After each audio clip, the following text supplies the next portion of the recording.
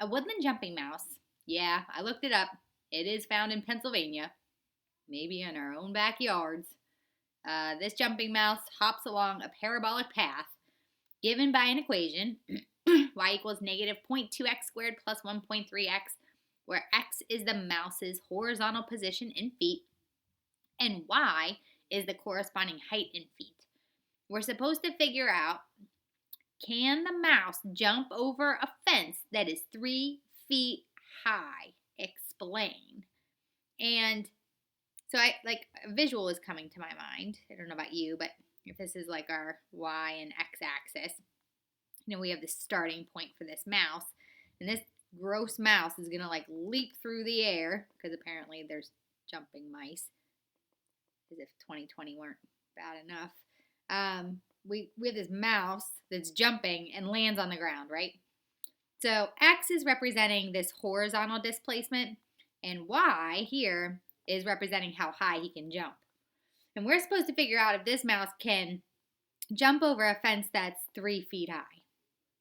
So going back to our activity on the parts of a parabola that you're supposed to find, if I want to figure out if this mouse is going to clear the fence, I'm going to need to figure out if its max height is bigger than 3 feet. Because if the max height the mouse can jump is bigger than 3 feet, then he's going to be able to clear the fence.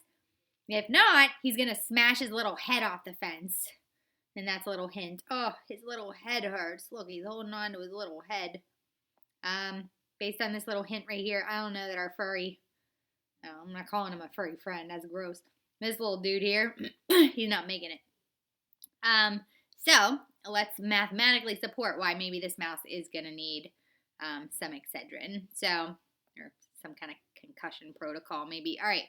So we got y equals negative 0.2x squared plus 1.3x. So we first want to think about, and I'm just copying the equation down. And so far my graphic model kind of matches what this is saying. Because again, you see that? I have a negative a value. And when we have a negative a value, your parabola frowns. So right now it seems pretty logical that this model would fit. I'm looking at this equation and I'm asking myself, what form is it in? And I see an A and I see a B. I don't necessarily see a C, but it doesn't mean it's not there. We could just add on a 0, which would again make sense as to maybe why that starting point is right there at the origin. So if I look at this, I'm like, oh, that's just standard form. And if I want to find this point right here, that again, that's our vertex. So I'm going to use my good old formula x equals negative b over 2a to find the halfway point or the axis of symmetry for how far he jumps. So we're going to do negative 1.3 divided by 2 times my a value of negative 0.2. Like number crunch that, you get about 3.25. So it's 3.25 feet here and 3.25 feet here, which means that from end to end, this mouse is jumping, oh my goodness, 6.5 feet. That's like taller than Mr. Lucas. On the ground, that is, like if he were to lay down. 6.5 feet. That's quite a leap. Ugh, so gross. All right, so now I'm looking at this, and let's not deviate too far from our mission here. We were supposed to see if he was going to clear a fence that was 3 feet high. So to do that, I now need to take this 3.25 as an x value and plug it in to my function. So I'm going to go ahead and do negative 0.2 blank squared plus 1.3 blank. And in that blank right there, I'm going to put that 3.25. And if I let my calculator do the walking, I got 2.1125 feet. And that, my friends, is less than 3 feet. So since 2.1125 feet is less than 3 feet, the mouse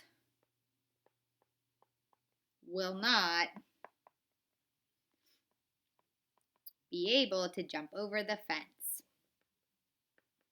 So apparently I just need to build a big fence to keep out the woodland jumping mice. The mouse will not be able to jump over the fence.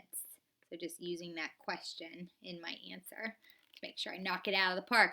All right, again, how could you use your graphing calculator to support this response? Well, this is actually even easier. All I did was I entered negative 0.2x squared plus 1.3x in as y1, and I let y equal 3 there be y2. And remember that whenever we, solve for x, we're looking to see where these things would meet. So if I press graph, there's my jumping mouse, there's my fence. So they don't meet. The maximum height that this mouse jumps is just not going to meet that red line. So we see now graphically why the vertex doesn't cross that line. There's actually a couple of different ways to do this problem. I've seen students use a discriminant to solve this problem. So they set the, -3 in there, and then they find the discriminant. You'd have an imaginary solution there. So, that's interesting. I've seen students solve this problem in a couple of creative ways, but this is just one if you're stuck.